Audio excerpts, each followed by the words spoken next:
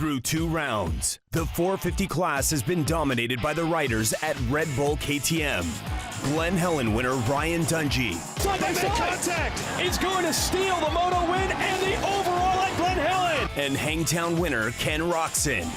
He took the lead early. No one can stop him. Ken Roczen wins. Checkered flag is out. Ken Roczen sweeps Hangtown.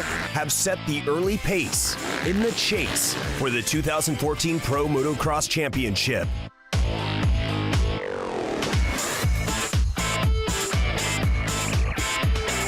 Today, the battleground moves to the shadow of the Rocky Mountains, just outside of Denver, Colorado. The big 450 machines are ready to fire up and fill the air of Thunder Valley with the sounds of motocross.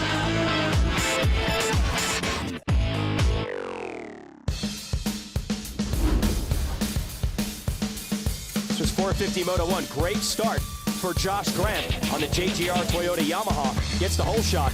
James Stewart able to make this quick pass for second on Ryan Dungey in turn 2, and then he gets around Grant. So he passes 2 riders in 1 corner, and that would set the stage.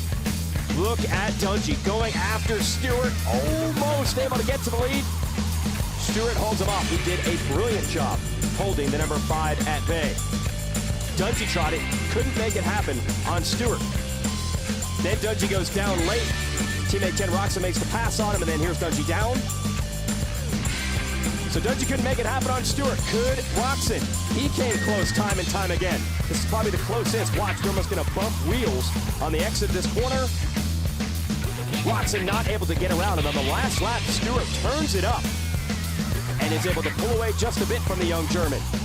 Stewart gets his first moto win of the year, and in 5 motos run so far this year, we have 4 different winners. Grant, Dungey, Roczen, and Stewart. We've got some real competition. This 450 championship. Those are the results. Good run for Canard in 3rd. Ken Roczen has taken the win. Well, straight away he goes to work on Canard. Stays low here and watches hard on the throttle just to get that bike in the way up the inside. Beautifully executed pass there. Yeah, Canard was riding so well to try to hold the KTMs off. Watch this. Dungey makes the move on Canard. Canard bounces back in front of him. So Dungey has to go to work again. Sneak down the left side here. Just a better drive. Skims off the top of that jump, going forward rather than up and down. That's the key on those hills. And then Canard has to worry about Stewart. And Stewart, we're going to talk about taking the line away. This is literally taking the line away from Canard. I'm just going to put my motorcycle right there. And that puts Stewart into 3rd. I didn't even notice Stewie gave a little wave, like almost like, hey, sorry, didn't mean to almost run you off the track. But these guys have ridden hard, but I think very fair and clean. Yeah, I don't know if anyone's truly upset about that. They kept it within the boundaries. Roczen, that's 2 straight overall wins and a little bit further extension of that championship points lead early in Lucas Oil Pro Motocross. Here's the results. Brett Metcalf, strong run down the stretch. He gets Josh Grant.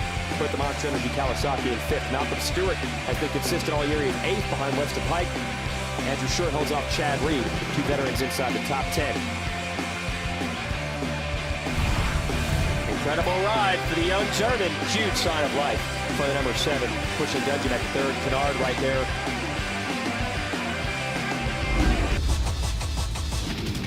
Jeremy Martin was able to make it happen out here and get the moto win.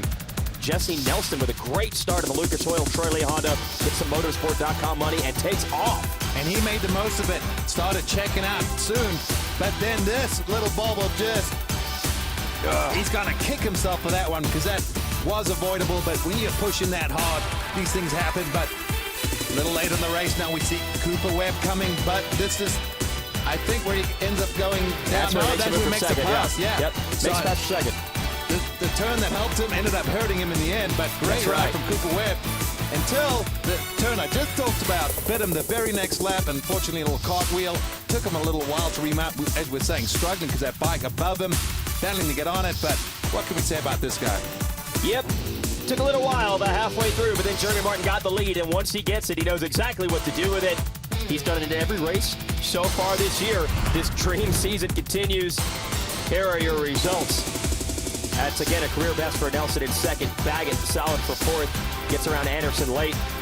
Bell, another consistent ride. He's been starting to build those blocks. 6th. Cooper Webb, 9th. Disappointment after the crash. Hill 10th. Porcel probably not happy with 11th.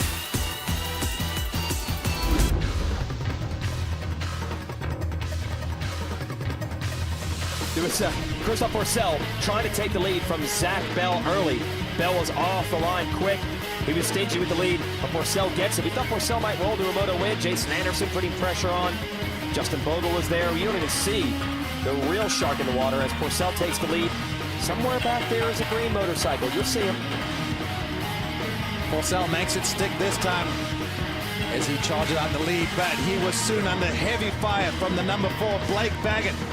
He tried this before, ran a little bit wide, but this time plays it smart, gets next to him, gets on the brakes, able to secure the line, and once Baggett took the lead, he started checking out. Yeah, that was vintage Blake Baggett, former series champion. And then the first big mistake of the year for Jeremy Martin. You're so far undefeated points leader of the series. Not a huge crash, but he was in 4th, trying to make a bid for the win. Goes down, ends up finishing in 6th. And Blake Baggett with a 4th earlier in the day and a strong performance in a win in Moto 2. Wins it. There are your results of Moto 2. And he's still the points leader. Actually a little bit bigger lead over Webb. But like we said, with the momentum that Baggett, Bogle, even Jesse Nelson had a good run today earlier, maybe that could change things going forward. So somebody finally broke that blue streak. Well, Jeremy Martin talks about damage control, and if a podium overall is a bad day, these guys are in trouble. A bad day and he extends his point lead, not a bad day overall.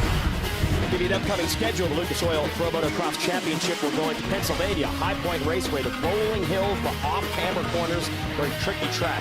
Next Saturday,